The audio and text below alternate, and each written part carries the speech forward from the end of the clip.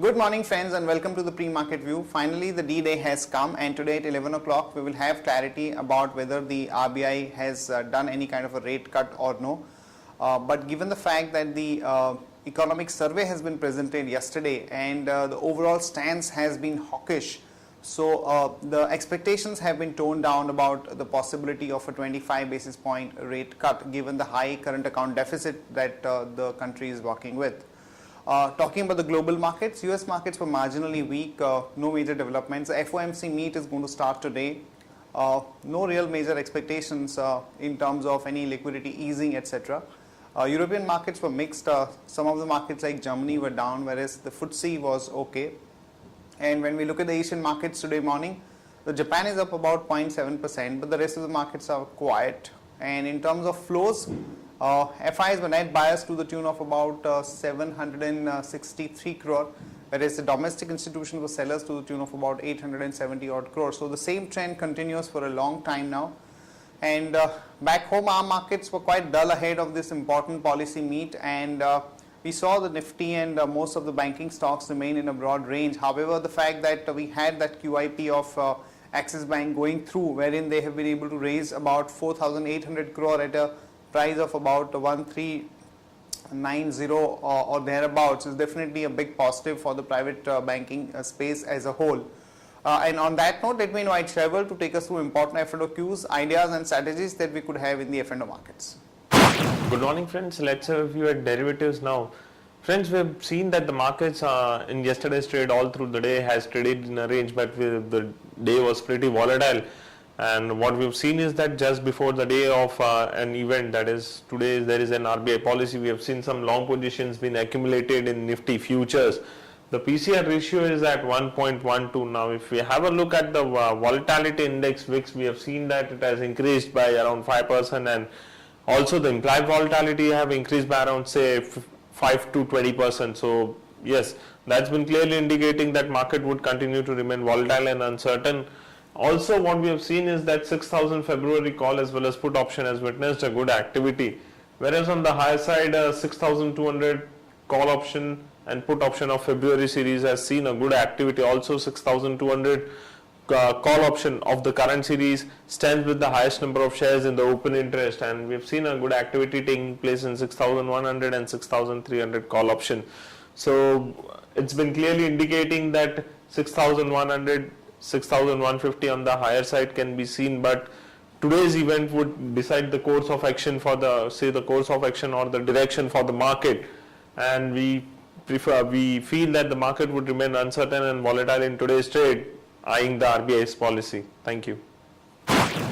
Here are the important news and events that we are tracking today. Today we are going to have RBI policy meet where, as we said before, the expectations are that we are going to see a 25 basis point rate cut.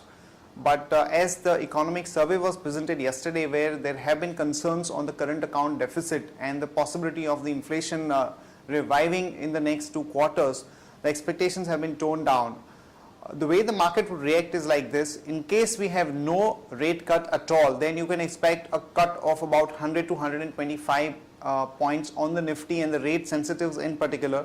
If we have a 25 basis point rate cut, then obviously there is going to be a small correction in the market, because we've seen the markets run up over the past few days, particularly the rate sensitive part.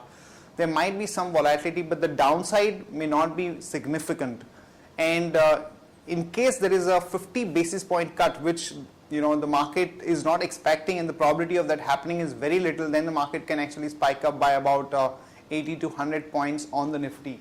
Also, important development that has happened is that the decks have been cleared for the GST rollout by FY15, as most of the parties have agreed to compensate the states for the reduction in the CST, and that amount is working out to be 34,000 crore. So this has been a major important reform, and if there is some more progress, it would definitely be a big positive for the market.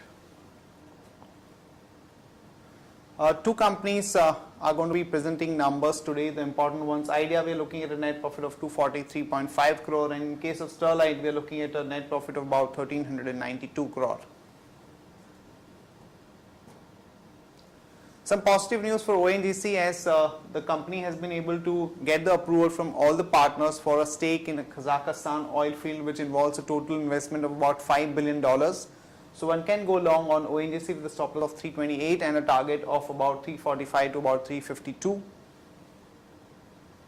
Amara Raja Battery came out with an excellent set of numbers, and their net profit growth was 23% on a YOY basis, and it was much higher than the expectations of about 69 crore.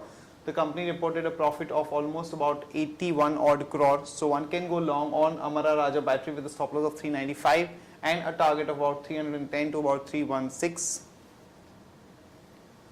Some relief for the sugar companies as after a long time the government has decided not to convert the non-levy sugar into levy sugar, which would be positive for companies like Balrampur Chini. So one can go long with a stop loss of 42.1 and a target of about 44.5 to about 45.5. Some positive news for Reliance Industries as the company has said that there is not going to be any kind of a stoppage at work at its KG-D6 plant.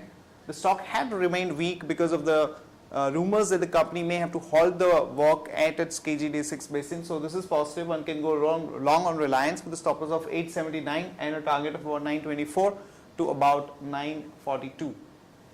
That's it from all of us, friends. Have a nice trading session and see you tomorrow at the same time.